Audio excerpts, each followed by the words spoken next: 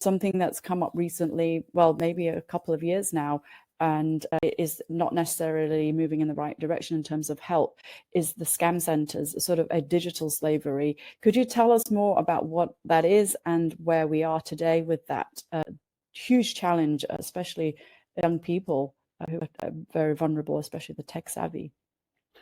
So what happened is during COVID, you had offshore kind of casinos out of China that were in Laos and Cambodia and Myanmar. And all of a sudden, people weren't traveling to these sites, but you had all this infrastructure and this technology.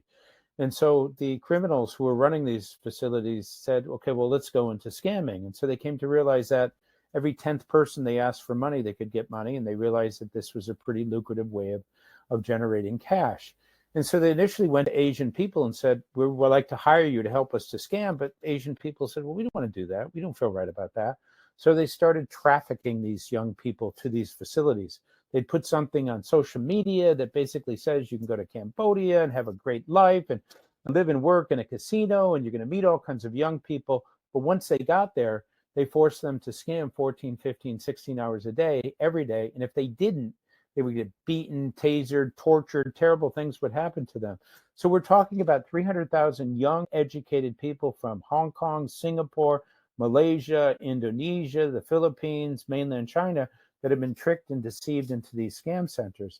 So once they're there, the scam centers are these kind of almost like scam factories that have 20, 30,000 people in one location going and scamming people from Australia, Europe, China, North America, and so forth. And so they're generating tremendous amounts of money. And because they're so far away and they're in locations where there's corruption that protects them, or they're in a special economic zone where the government in Myanmar doesn't have access to them, they are protected, they are able to kind of pickpocket people 8,000 miles away. So what we have here is a new criminal scenario where you have human trafficking into the scam centers and then the scams, and these criminals are generating huge amounts of money.